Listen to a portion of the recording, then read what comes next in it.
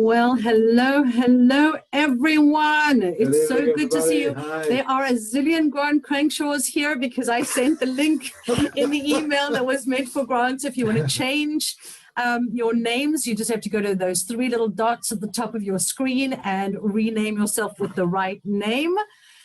So welcome, everyone. Thank you for joining us on Cue at Center Stage, our 24th on Cue. Amazing. 24. My name is Daniela Crankshaw. For those of you who don't know me, I am the co-founder and artistic director of Center Stage Israel. My name is Grant Crankshaw. I'm the other half of the founders, and I'm the technical director at Center Stage, and we'll be your hosts this evening. Welcome very much. Yes, absolutely. So we just want to take a few minutes right at the beginning just to send our condolences to the families who lost loved ones in the Mount Meron tragedy. And we send our wishes for a full and speedy recovery to all those who were injured. But as we do things in Israel, we know that with tragedy comes happiness as well, and we know how to mix those two. So after this day, we are ready to get into some joy and celebrate life again. So, Grant, take it away. For those of you who are unfamiliar with the format of the show, at this point, normally Daniela allows me to amuse you shortly. Tonight's orders are a little different. Stay relevant, we've been told. So for those new guests who are wondering who we are and what Center Stage is all about, here it is in a nutshell.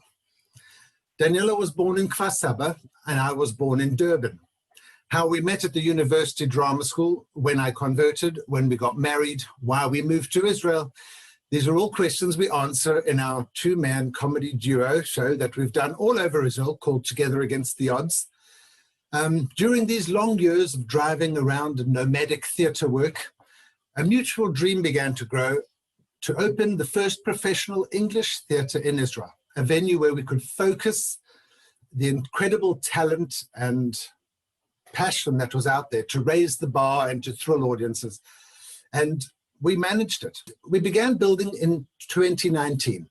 We opened our doors in November of 2019 with our first show from New York while the paint was still drying.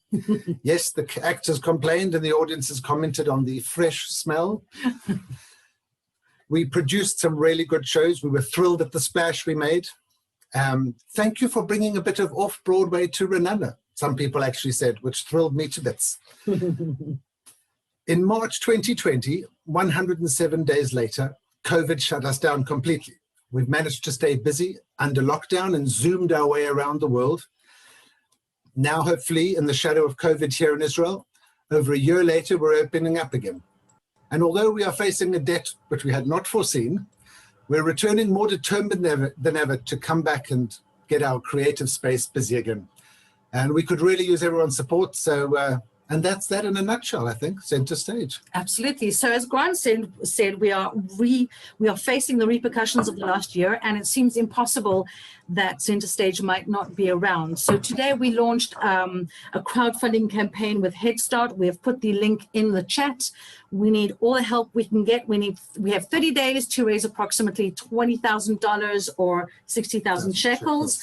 It's an all or nothing campaign, so every tiny little bit helps. So we thank you in advance for that. So what is happening at Center Stage? Let us share with you exactly what's going on, and before it starts playing again. Yes. Are we planning? Cover up. Right. Yes. Everybody who wants to come to Center Stage has got to get the green passport, the Tav Yarok. Alternatives are a certificate of recovery from COVID or a confirmation of or negative test no later than 72 hours before. Them's the rules, folks. Absolutely. And so much is happening in Center Stage. They say there's nothing to do in Ranana in the Sharon area. Well, not. We are here to shake things up and get everyone out there, re-inspired, reconnected, and reigniting their creativity. Thursdays. Yes. Thursday's late night comedy show at the Center Stage. I'll be the host. This week we have Peleg Chiba, Benji Lovett, Limor Dahan, and Kobi Baluli in the lineup, and they'll really get the laughter rolling, I promise. On Monday, the 10th of May, and every Monday night, we're going to have the bar quiz night at Center Stage. Tuesday, the 11th, we'll bring the power of the spoken word to Center Stage. Our poetry slam evenings are starting. Wednesday, 12th of May, and every Wednesday night, live music. This week we have the pleasure of hearing Miss J. Jacqueline, Acoustic Americana. And next week we'll have improv and drama games on Sunday and karaoke on Tuesday, the 18th of May. Nothing to do in Renana. Absolutely. To keep up with all of these events, because you won't remember a thing, you've got to go to our website and give us your email so we can keep you updated with events. Just a final announcement. On the 22nd of May, we will be presenting excerpts from the 3 top plays as chosen by the Israel reading panel of the JPP, Jewish Plays Project Playwriting Contest. We are very proud of the fact that Center Stage is the only theater outside of North America to be involved in this project. These plays all address the essential issues of the 21st century Jewish life, race, religion and identity, history, technology, and tradition.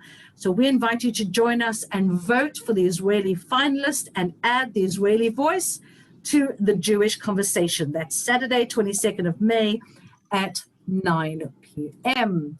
Did you all get that? I hope so. That was a lot of news to share with you guys. So tonight we have an amazing special guest, actor, choreographer, award-winning stage and film director. He has worked with celebrities such as, just hold tight here, okay, Whoopi Goldberg, Zachary Levi, Jane Krakowski, Laura Benanti, Alan Menken, Josh Groban, Saturn Foster. Woo! Hello. Yes. And now I want us all to offer, if Stephen can open his beautiful camera, so that we can offer a warm welcome to Stephen. Thank you so much for joining us. Stephen Nachamie, thank you. All the way from New York. Asking me. I'm excited to be here.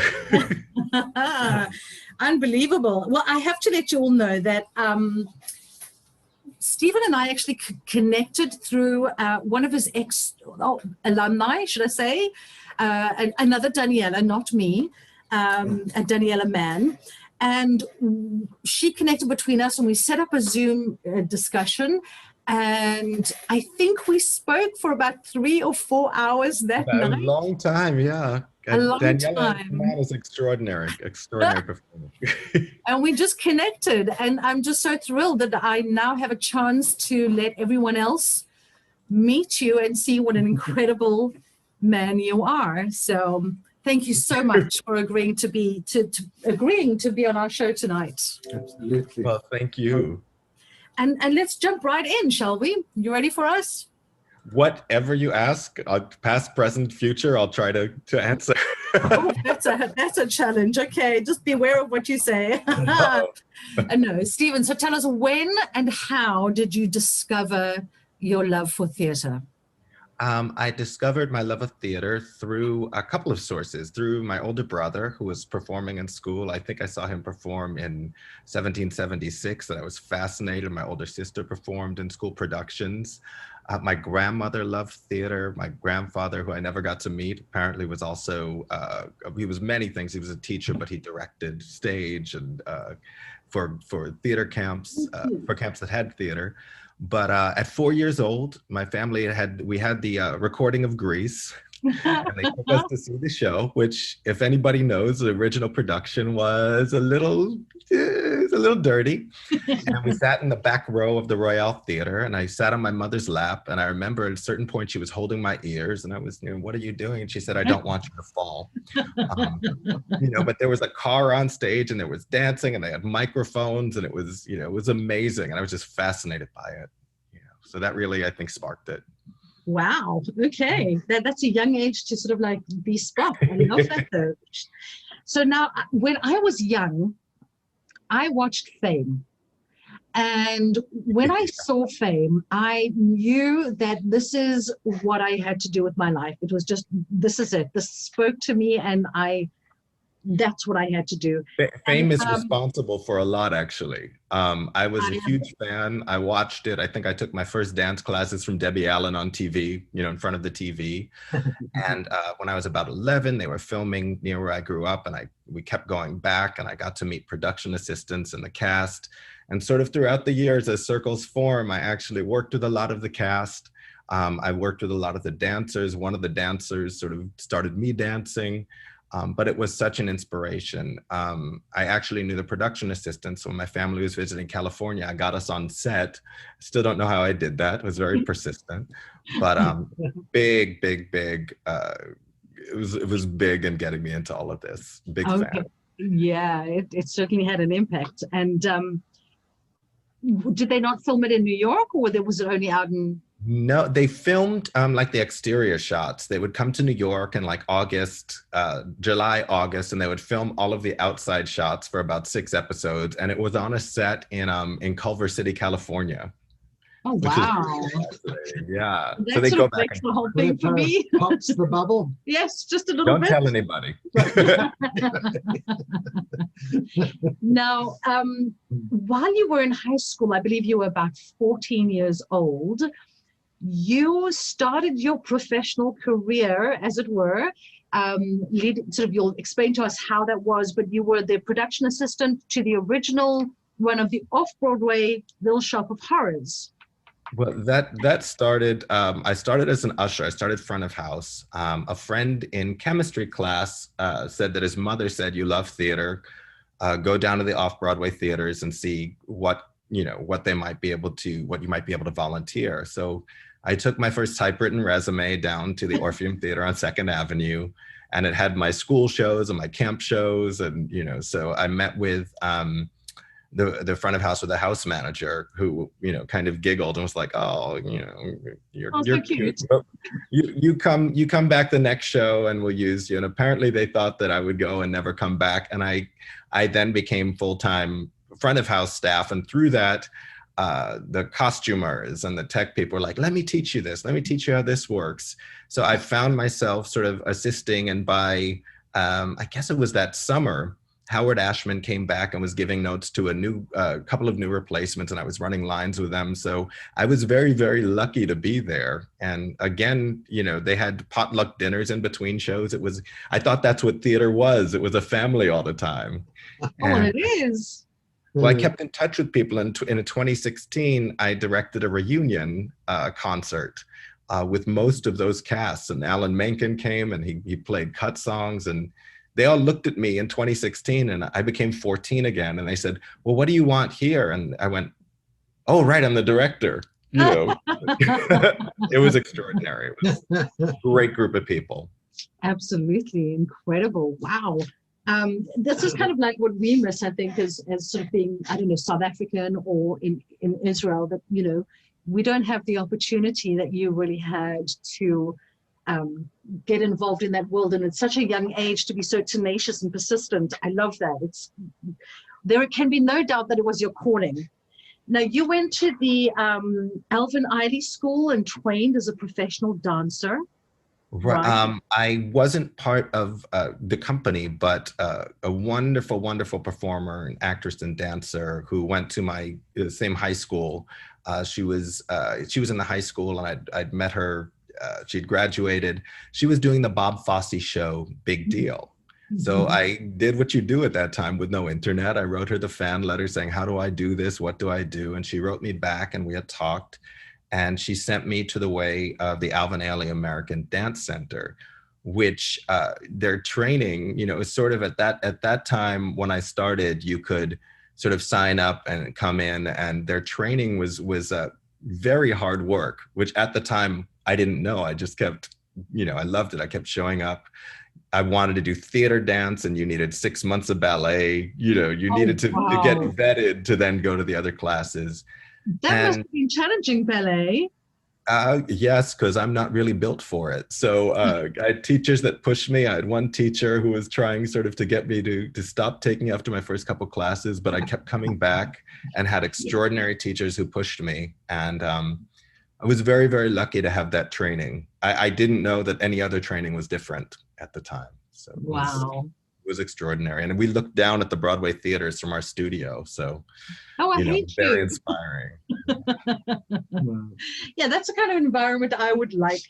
Now, you also went to New York University to the Tisch School of the Arts. Yes. And graduated with a BFA, majoring in acting. So that was your dance part, then your acting part. I I always wondered, you know, in Grant and I are both graduates of drama school at a university in South Africa. We were extraordinarily lucky that our degree gave us a real panoramic view of everything. We had theater and film and video and voice and movement and radio. And I mean, Annie, you're nodding there because Annie is one who went with us to drama school, and script writing and theater design and costumes and props. We really, the first 2 years gave us that huge spectrum of everything to do with theater. And then in third and fourth year, you then decided what you would major in. Mhm. So is that the way that the university in the Tisch Drama School works? It was a bit like that. We auditioned, and then they work with many different studios. So you kind of found the studio that worked with what you wanted and with your disciplines. And because I was already taking voice and dance outside, Circle in the Square Theater School was sort of the best fit. So that was a lot of beginning technique. There were some extraordinary people in my classes that I thought, wow, you're unique. Adina Menzel, I was in class with her. She was so unique and so committed. You know, we always thought, wow, she's going to be a star because she was extraordinary. But NYU did make sure the first year, I think it was the first year and a half, that you had classes in costume design and set design and lighting and theater history and current theater, where you would constantly be interviewing, you know, designers. I just found a paper. I didn't yet know I'd be involved with Chorus Line, but I spent some time with Robin Wagner, who designed Chorus Line and Dreamgirls. I was huge fans, and I was very specific with my questions, but we got to meet all these people, and you needed to learn how to communicate with each department. And absolutely, it made a lot of people appreciate things that throughout their sort of learning career just happened for them before. You know, they just had a set, they just had costumes. And I find the sort of the younger generation, they sort of like really sort of specialize and have just, they learn just this one skill or skill set, and they never really have that big picture. And I kind of feel it, you know, because theater is such a collaborative experience. It's, you know, you mentioned family, and you know, you can't be on stage and not have lights and not have your costume. You know, you're nobody if there's nobody around to support you. I did a lot of internships as well. Sort of when I started performing, it was an internship where I did get to perform, I think, children's theater. I was 15, but you had to get up on the ladder and run spotlights. You had to change lights. You had to, you know, pull the fly system, all of that. And, you know, I think students today, as I'm teaching, learn, they have the internet. So there's a lot they're able to learn. A lot they're able to find their communities. And also, you know, with COVID, a lot of people who had beginning skills with lighting and film and all of that got self-taught, and I'm so in awe of what they have at their disposal at all times. Absolutely, aren't they lucky? Well, I was talking to Grant the other day. We have, when Grant and I were trained and we did lighting, we had this huge lighting board.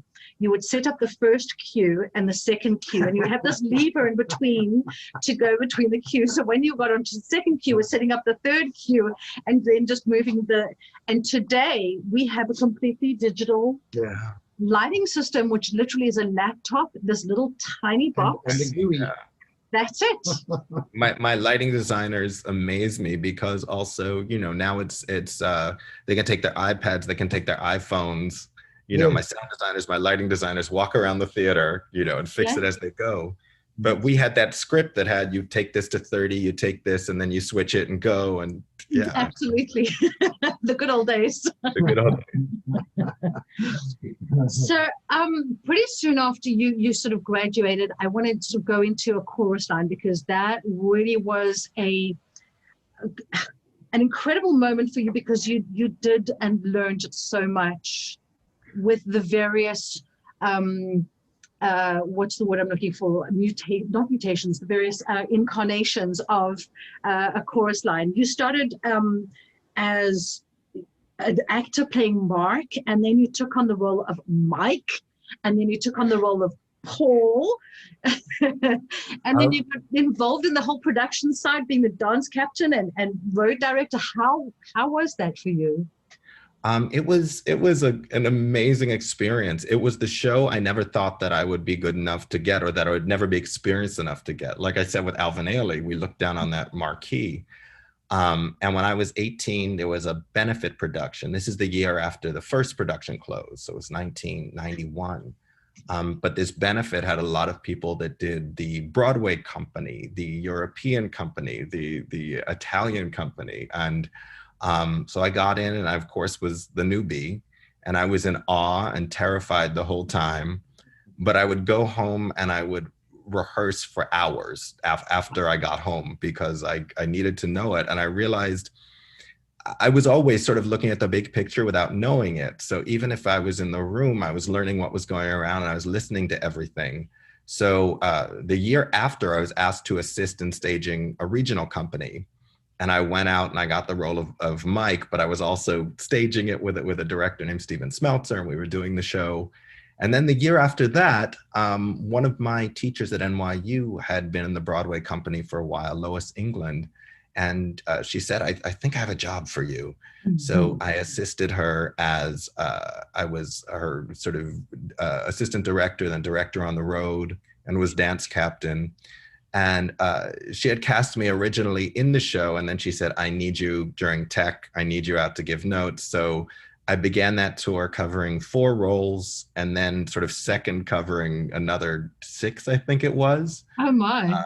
And also assistant stage manager at one point. It was a lot. I had to modify the show a lot, because we'd have huge stages and then we'd have tiny stages. And always tell the truth, Michael Bennett's mother came, we were somewhere in Bradenton, Florida, I think. And the stage doorman said, this woman, wants to see you. And she said, who's responsible for this show? And I was like, oh God, but she loved it.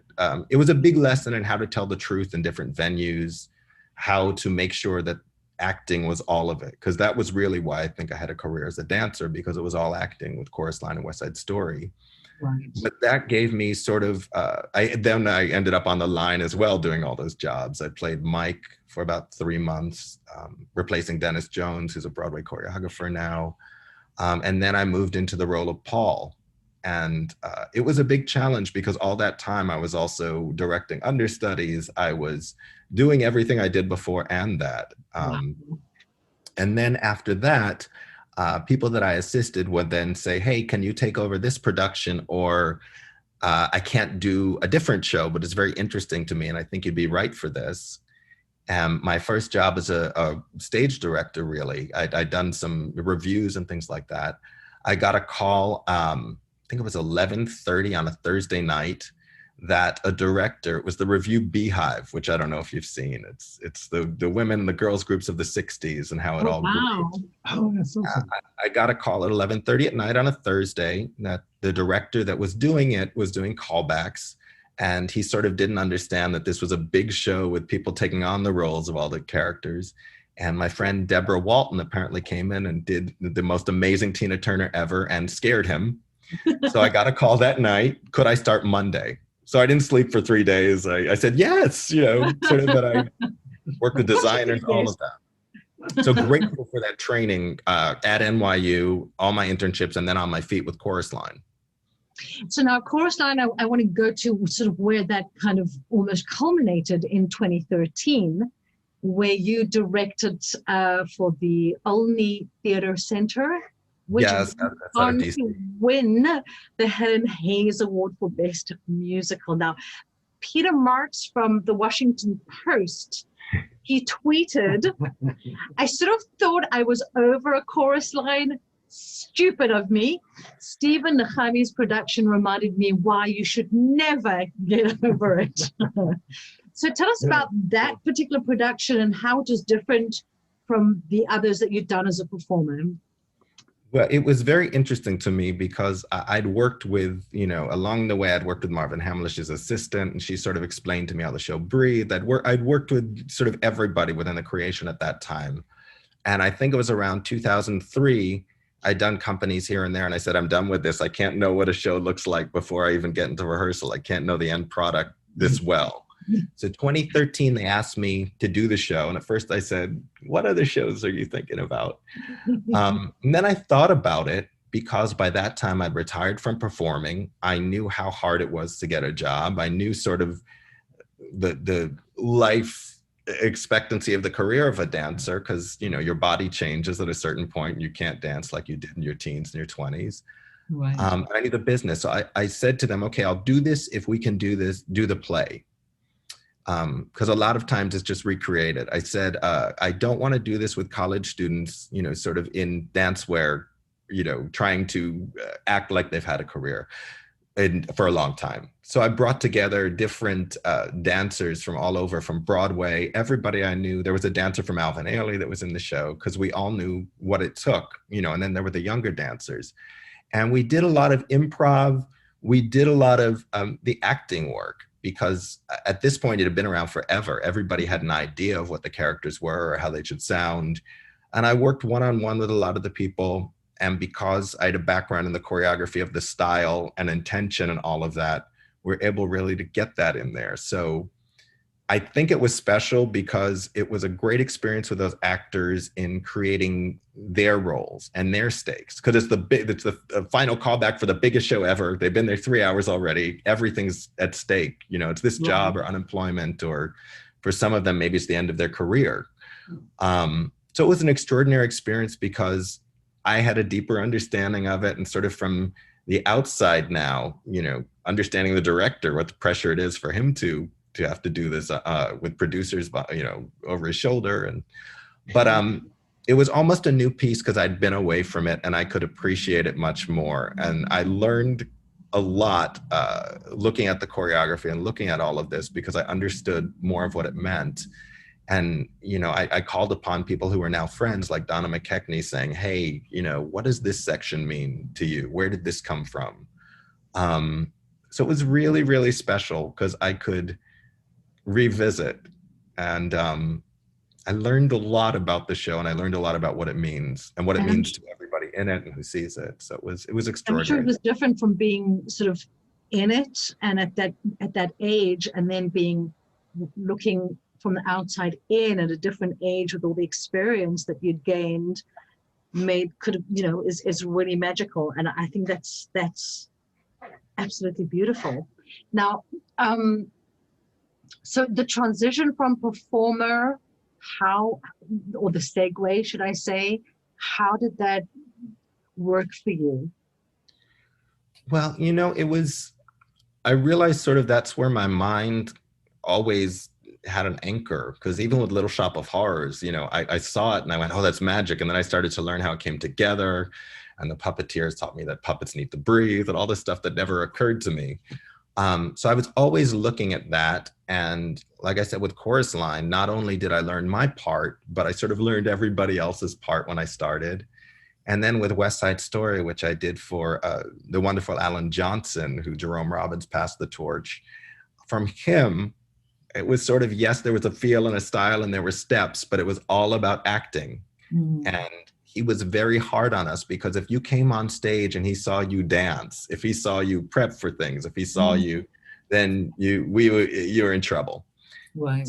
I was learning all the elements the whole time, and I had studied acting. I did plays at the time, so it was always sort of my passion. And it sort of just, it was an interesting segue. Everybody that asked me this, it sort of came from different angles. And then, sort of, I guess it was a little over 10 years into my performing career, I saw where my passion was.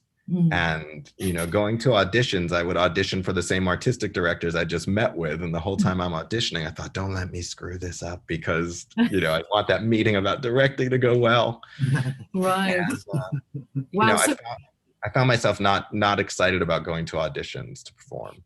So talking about auditions, as a director now, what is it that you look for in a performer besides the obvious? I mean, what is it that really catches your attention about somebody?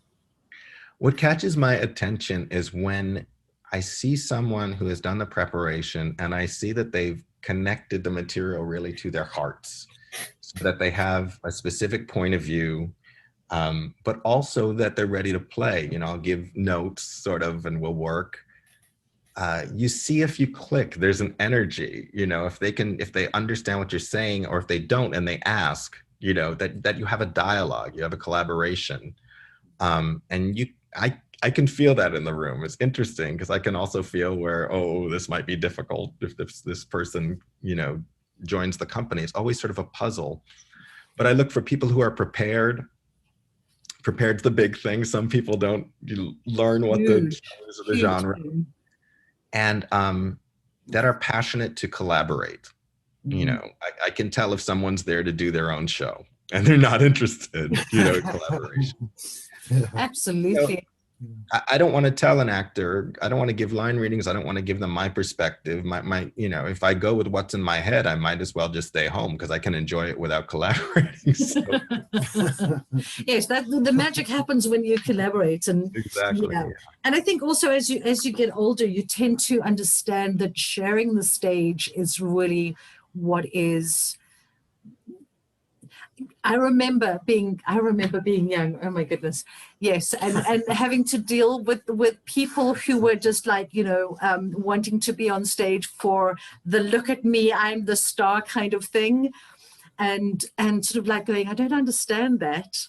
And as you grow older, you really appreciate that a lot more and understand that collaboration and the teamwork and the pure magic and joy of theater comes when you're making each other look good. That is the true magic.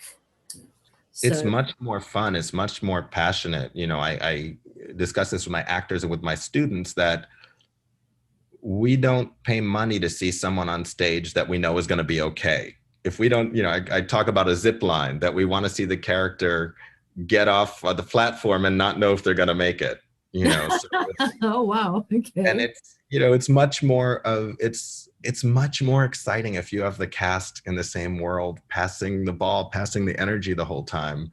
Because otherwise, I think if you know that a character going through a lot or falling in love or, you know, whatever they're fighting for, if you know they're going to be okay at the beginning, I think that cuts off also the idea that anyone else is going to give them energy or information or whatever on stage. So. Right. Collaboration is really what it's about. Yeah. There's nothing worse than acting with an actor who's because I did it as an actor. You know, I performed with people as a replacement who you know, as a replacement, sometimes your name is not learned if you go on quickly. So are you in the right spot? Good, you know. Right. I think that, Grant, you always said that, you know, this is a big reason why we opened Center Stage as a professional English theatre, because in Israel, theatre tends to stay in the purview of sort of the amateur dramatics, community theatre, which is sort of anyone can be in a show doing anything. And for people who are trained, right? It's frustrating. It's really frustrating where you're not having this collaborative experience where it's just sort of like, I'm just going to deliver my line when I have to, and that's just like death.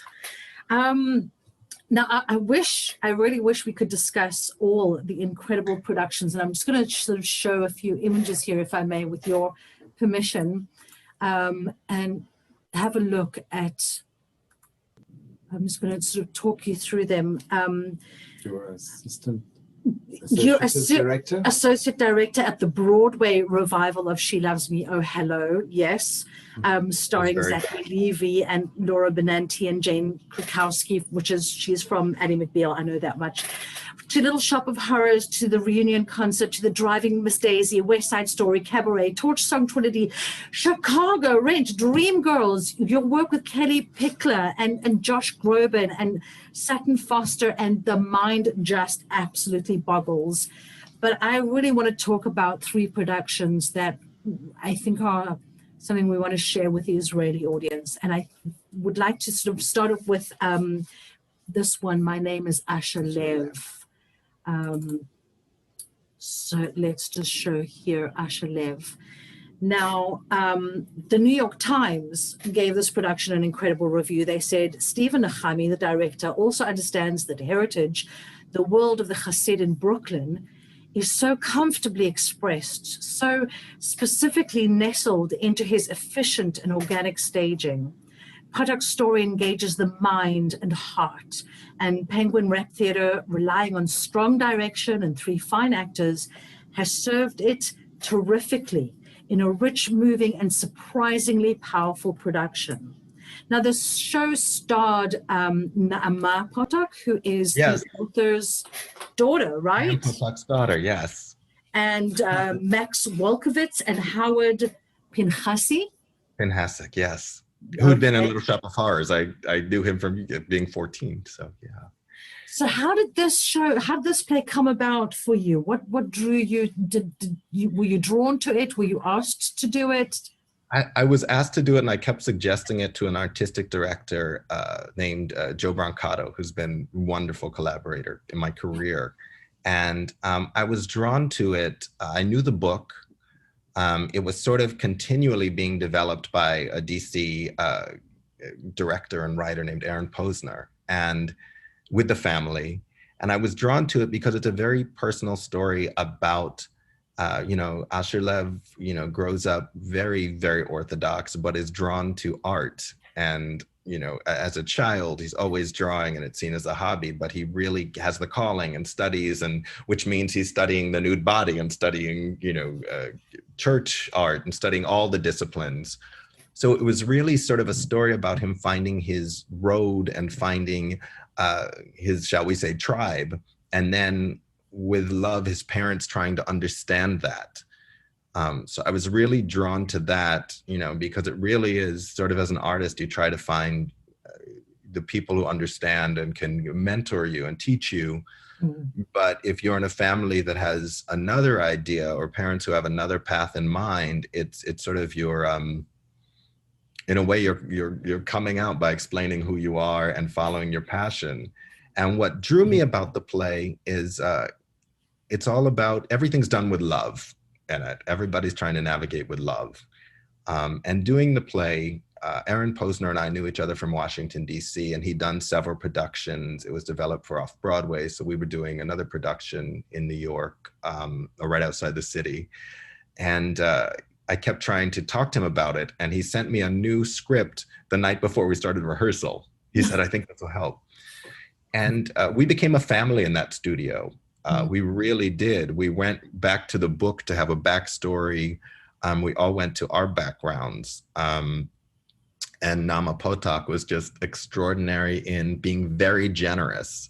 Because I remember when I met her, I thought, oh no, is she going to say my father wanted this, my father? And she was not like that. She understood the story. She saw where we were going. And only once or twice she said, I'd like to offer something if that's okay. And she was absolutely lovely. She played Asher Lev's mother and every other woman in the show. These three characters, Asher Lev is the actor who's the anchor, and everybody plays everyone else. Wow. And we really became a family. It was so collaborative and such a loving cast. They really just loved and took care of each other and found that journey. So even in the dangerous times where you didn't know if he was going to make it or the family would make it, his work of art is, it's a crucifixion, I believe, with his parents up there. Mm-hmm. So that moment of the parents mortified, they came to his showing, and that he's terrified. It was extraordinary to do. And the play also sort of ends with a beginning. It's not a cut and dry ending. It ends with the beginning of that story. So it was very personal, not just to me, but to the cast. Right. So amazing.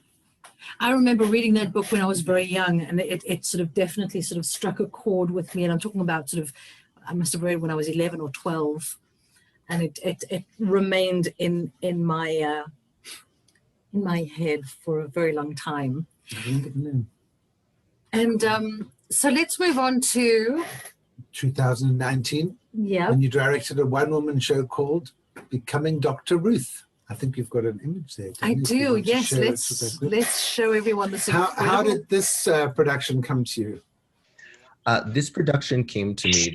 They had done a production off Broadway, and they were looking to see how the show might look regionally without a TV star in the place. So I had an accomplished theater star that you may have seen in a lot of films. Her name is Anna Sullivan, and she actually sort of grew up around a very Jewish background in Ireland. So it kind of was a path that, Oh, wow. and I had met Dr. Ruth several times in my childhood because she was friendly with my cousins. I think my cousin cut her grass at her, home at Lake Oscawana.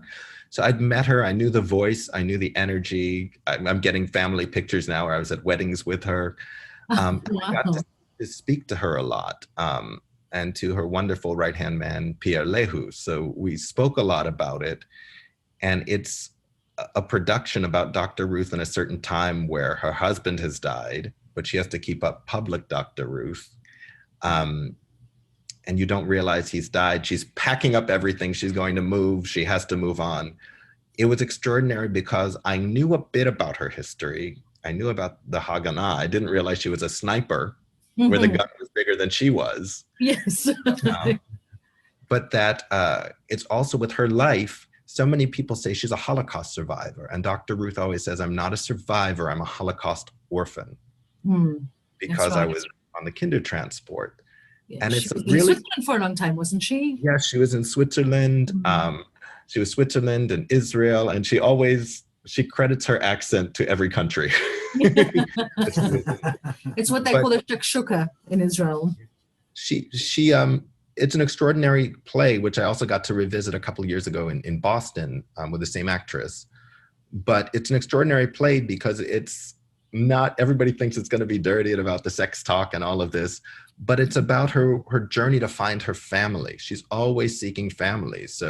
But she's always self-motivated. So she finds out her passion has to do with sex education and birth control and all of this, and taking everything out of the taboo.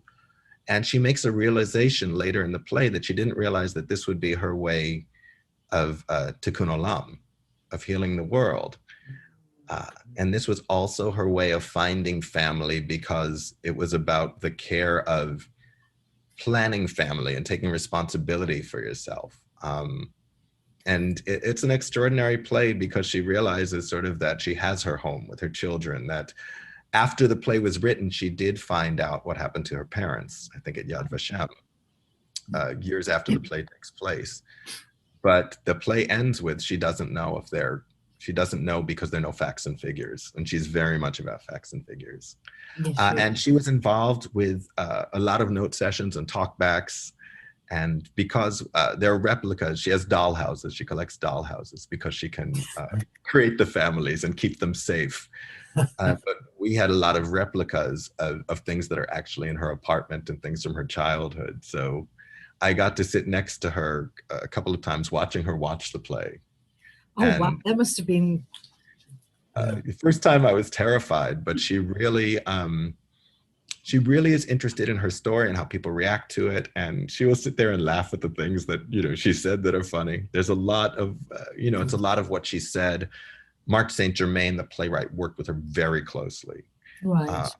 Worked with her very closely on this. I can just imagine it's a very witty production, very funny. She's got a sense of humor on her, and she's a firecracker. So I have no doubt that audiences enjoyed that one tremendously.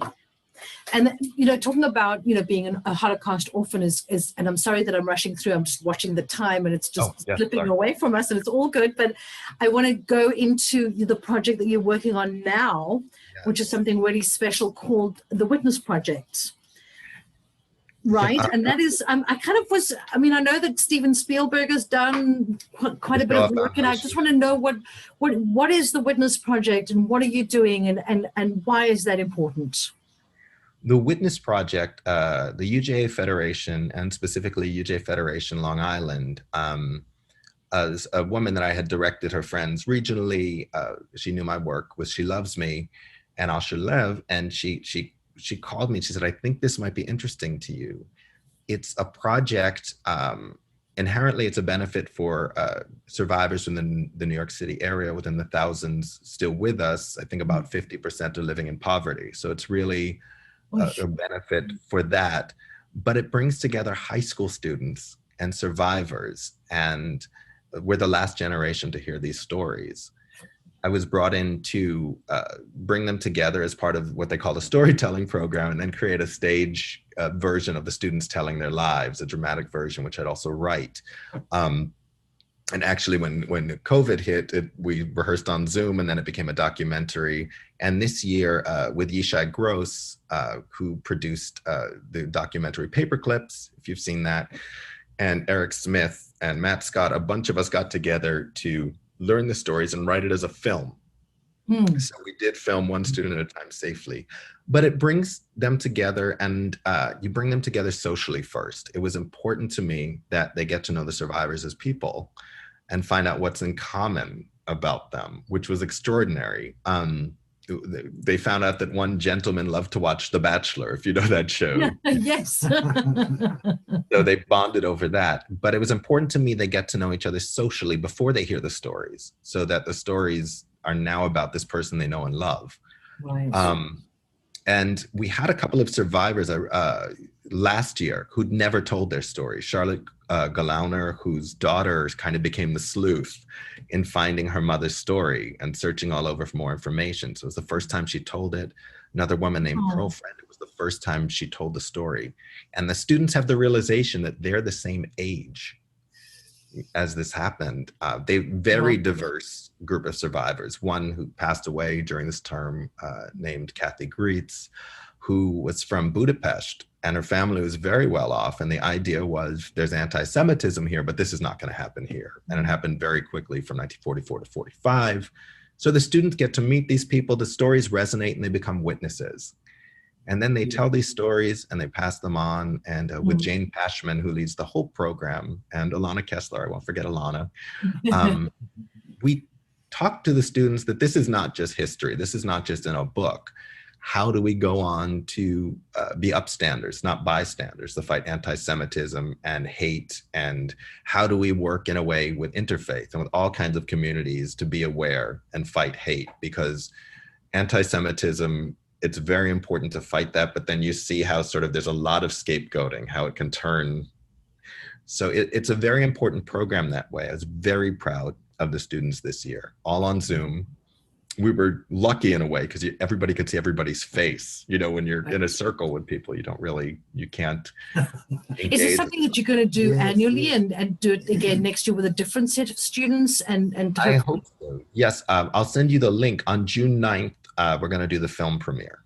So it's going to be online. Oh, can't wait. Please do. I'll share it with everyone who'll be watching for sure. I'd love to do that. That's an amazing project. I'm very grateful to be a part of it. It was my 3rd year this year, so I'm hoping to continue. Yeah. Wow. Okay. So Sandy says, yes, please share. She'd be very interested. So now I want to end off on a sort of a positive note before we get into the 10 questions that I still have for you. And say that during the lead up to the 2020 elections, you co-founded Just One Step for Democracy with, how do I say her name? Anisha Walker. Anisha Walker. Anisha Walker. And basically what you were doing was you're promoting the idea of voting through the arts, that the artists had this, I guess, responsibility to connect with people and tell them to go out and vote for change. Anisha was another actress. I met her when I was 14, and she was playing Laurel in Dreamgirls on Broadway. And she was very supportive then. And we met again in 2008 or 2009 because she lives in Maryland and I was directing in DC. We kept looking for a project to do. We couldn't find the right thing. And she called me during COVID saying, what can we do? You know, what can we do? We're in this time where we need to be more vigilant. And we got together a group of actors and singers and songwriters and animators from Broadway and from Hollywood and all over. And we were our mission was to create virtual entertainment and education. I don't know if you ever saw this, but there was a great series on Saturday morning TV, a cartoon series called Schoolhouse Rock, which gave civics lessons and science lessons. We realized that they're not teaching civics anymore as well. So we sort of did our own version. And we did different videos about different, we had writers as well who wrote poems, who wrote very artistic pieces. but we sort of wanted people to realize that their voice matters, because we were talking to so many people who are overwhelmed, saying, why do I vote? It doesn't matter. It's going to go whatever way it's going to go.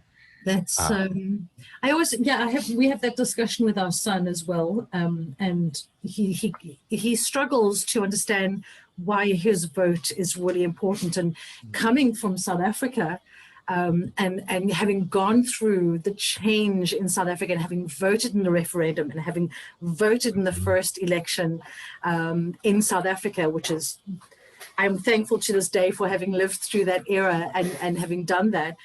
It is so obvious to me why voting is so important. And it's not that easy sometimes to express that to somebody who hasn't understood when people don't have that right, and what a responsibility voting really is, and that it can bring about change, like we saw in South Africa, amazing change, and for you guys in America. And I'm hoping, well, no, I'm not going to go into politics now. So I'm just going to, I want to just show a little part of the video that you conceived, that you directed with 4 incredible dancers for this project, with your permission. I'd like to just show a part of that. So bear with me while we deal with we'll jump on to the 10 questions. Yeah, hold on. I'm going to share this part with you. Here we go. This is the moment to be stronger, to finally face the truth. We can't go on like this much longer. We gotta find our will and stop standing still.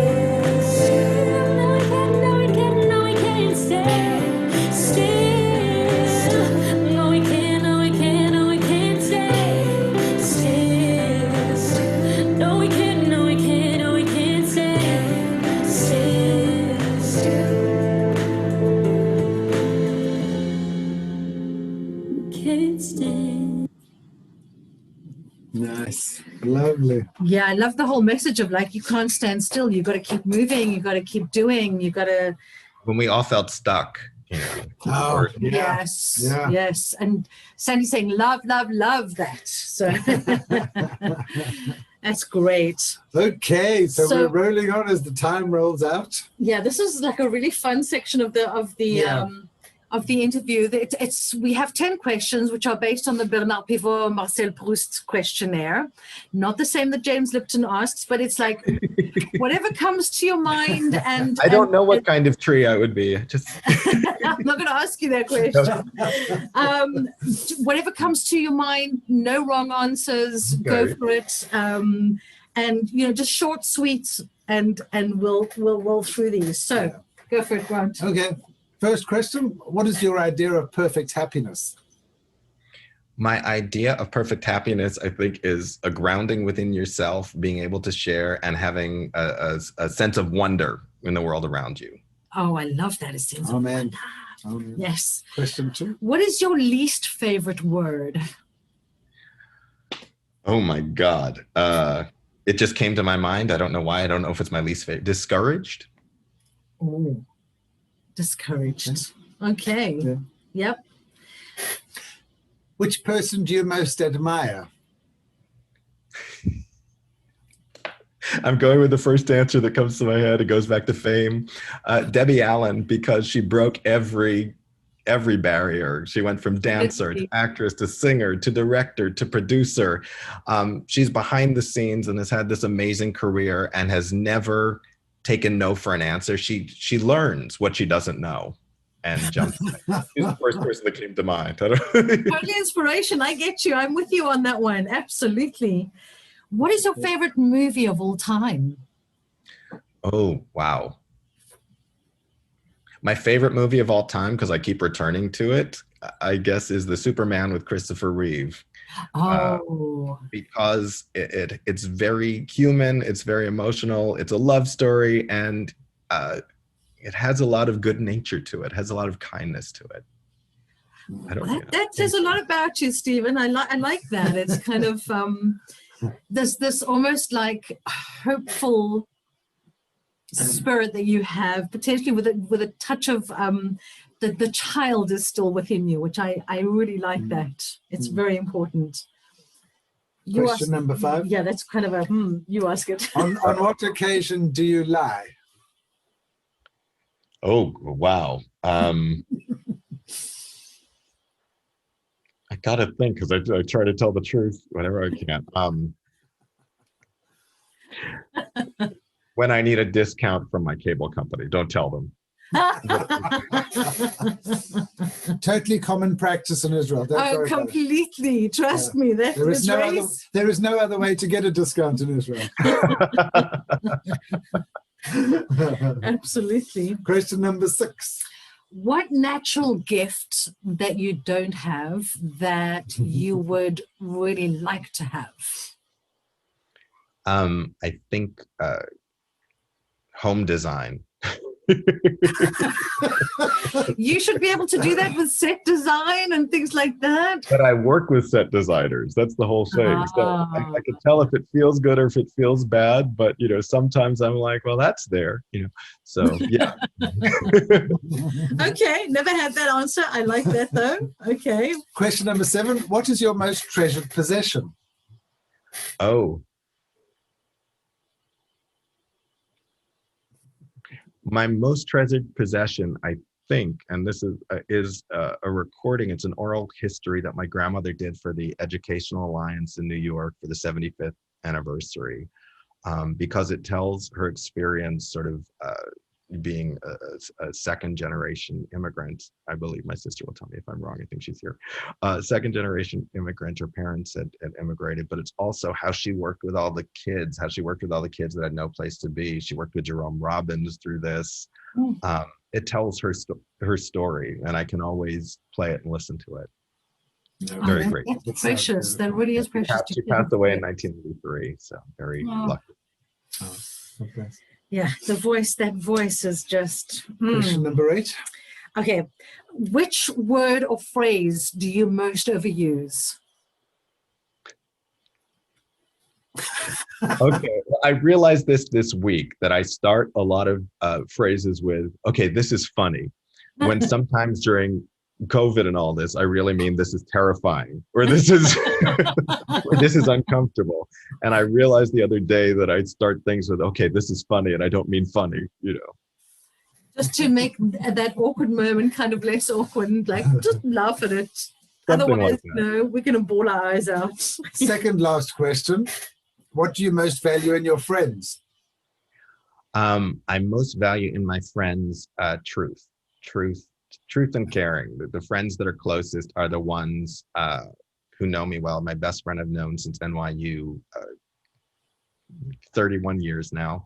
Wow. And he tells the truth. We tell the truth to each other. We help each other that way. Yeah, that is important, isn't Danny it? asked the final question. Final question. Okay, if you were to die, God forbid, and come back as a person or a thing, who or what would it be? It's interesting. I think I would come back as somebody at their artistic peak. And I don't know why it comes to mind, because it's so fleeting, I would probably come back as a dancer at their artistic peak, because there's a brain-body emotional connection that I think is always there. But when the facility of your body can do anything, I think that's an extraordinary blend. Absolutely. And at my age, I can really kind of understand that, with the body creaking and going, oh no, don't do that. Don't go where they used to, What happened? It's kind of like, aren't I still 26? Aren't I still 18? What? I can't lift my leg. What is this? Everything inside stays the same, but the body says, yeah, not today. Exactly. Exactly. No, not this year, honey. Forget it. Exactly. Well, that is it. We've actually made it on time, Stephen. I can't believe it. And it's been fascinating. And if anyone has questions, please put them on the chat. We'll I'm sure Stephen will stay for just 2 seconds. Now, a couple of things I'm reading here from Sandra Flores. And she said, Stephen is an incredible human being. He really gives voice to the people that need to tell their story. he and his organization helped turn GA blue. Very nice. Wow. Okay. And then Daniela, sorry, I have to jump out now. But Stephen, thanks for a most enjoyable, uplifting, inspirational Saturday evening. Thank you so much. Oh, thank you. Thank you. Thank you, Sandy.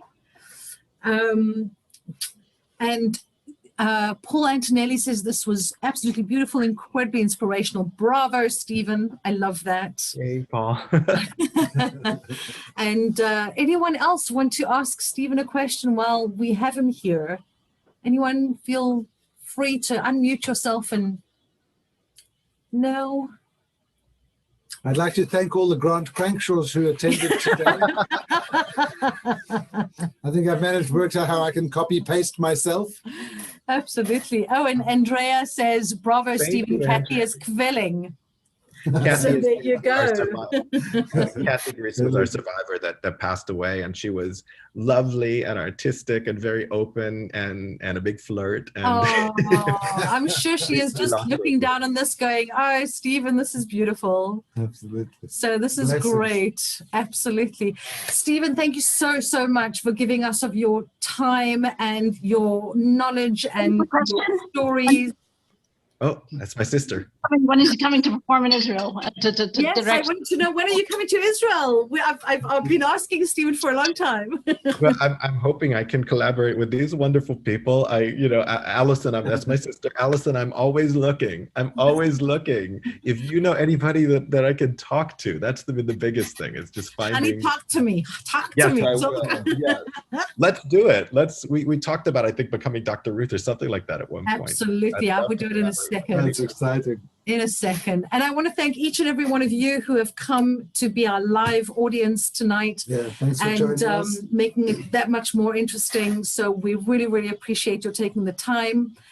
And we will see you hopefully next week. And there's another Grand Crank who just entered the waiting room. Can Yeah. I take just a second to say you've got to find a way to, bring Ruth Westheimer here while she's still alive. She's Absolutely. coming for. She's getting an And she's award coming from for Ben now. Gurion very Yeah, shortly. she just got an honorary degree. So Oh, wow.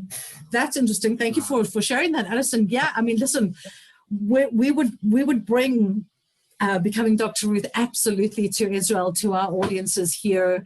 They would love it. Absolutely love it. Everyone you knows. should find her while she's getting her honorary degree at Ben Gurion's, because she's going to be here shortly, I think. I understand that she is in the country at the moment. And I don't know, Stephen, we'll talk and we'll sort this out. I'm sure we'll make a plan. And you know us, we're this tribe that gets things done. I'd love to meet you in person and collaborate anytime. Wonderful. Looking forward.